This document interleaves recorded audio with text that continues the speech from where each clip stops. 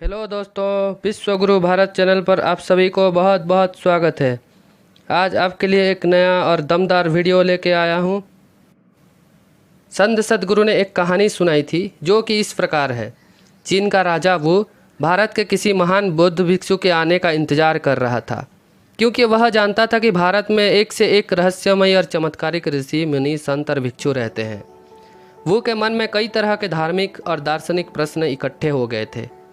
वह चीन में बौद्ध धर्म का महान संरक्षक था। उसको किसी भविष्यवक्ता ने कहा था कि भारत से कोई महान भिक्षु आएगा और चीन का भाग्य बदल जाएगा। इसके बाद से उसने उस भिक्षु के स्वागत के लिए भरपूर तैयारियां कर ली थी, लेकिन सालों तक तो कोई भी भिक्षु नहीं आया।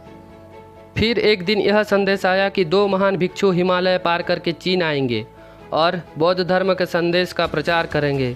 यह सुनकर राजा फिर से स्वागत की तैयारी में लग गया। कुछ काल के इंतजार के बाद चीन राज्य की सीमा पर दो लोग नजर आए। ये थे बोधि धर्म और उनका एक शिष्य। वुव ने जब दोनों को देखा तो उसे बहुत निराशा हुई।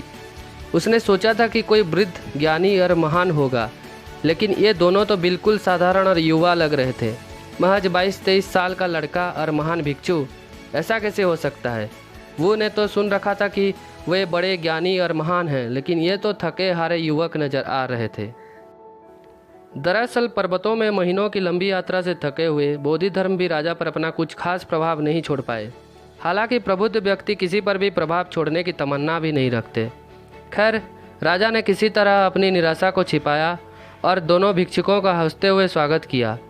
उसने उन्हें अपने शिविर में बुलाया और उन्हें बैठने का स्थान देकर उनके भोजन आदि का व्यवस्था की। दोनों की थकान उतरने के बाद राजा ने उनसे वार्तालाप शुरू की। वार्तालाप के बाद सवाल जवाब का दौरा शुरू हुआ तो राजा ने बोधि धर्म से कहा, क्या मैं आपसे एक प्रश्न कर सकता हूँ? बोधि धर्म ने कहा, बिल्कुल कर सकते हैं। राजा वुव ने पूछा, इस सृष्टि का स्रोत क्या है? बोधि धर्म ने राजा की ओर देखकर हंस दिए और बोले, यह तो बड़ा मूर्खता भरा प्रश्न है, कोई और प्रश्न पूछिए। राजा वुव ने खुद को अपमानित महसूस किया और निराश हो गया। उसने सोचा, इतने महत्वपूर्ण प्रश्न को यह युवक मूर्खतापूर्ण कह रहा है, तो फिर यह जानता ही क्या होगा। राजा ने तो इस तरह के दार्शनिक प्रश्नों की एक लंबी सूची बना रखी थी। जब वह सोच में पड़ गया, राजा ने भीतर ही भीतर खुद को बहुत अपमानित और क्रोधित महसूस करते हुए भी खुद को संभाल रखा और कहा, चलिए मैं आपसे दूसरा प्रश्न पूछता हूँ, मेरे अस्तित्व का स्रोत क्या है? यह सुनकर बोधि धर्म और भी जोर से हंसे और बोले, यह तो और भी मूर्खतापूर्ण प्रश्न है, कुछ और पूछिए। दो महत्वपूर्ण प्रश्न थे, इस सृष्टि का स्रोत क्या है और मेरे अस्तित्व का स्रोत क्या है।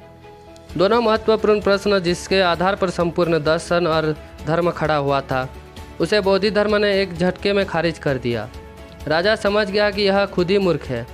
राजा का पारा तो 7वें आसमान पर था, लेकिन फिर भी उसने खुद को संभालते हुए तीसरा प्रश्न पूछा। तीसरा प्रश्न उसका बहुत ही अलग था।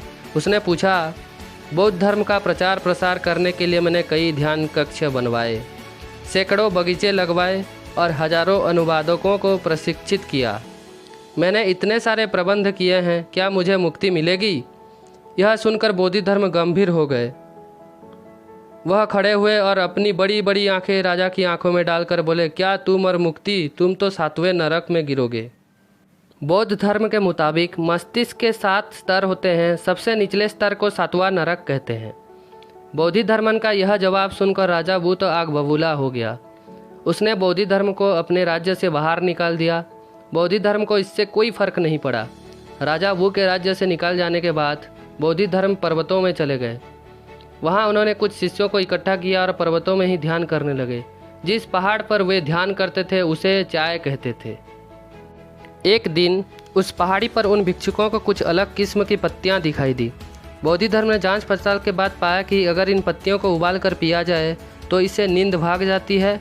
इसे पीकर वे अब पूरी रात सतर्क रहकर ध्यान कर सकते थे और इस तरह से चाय की खोज हुई।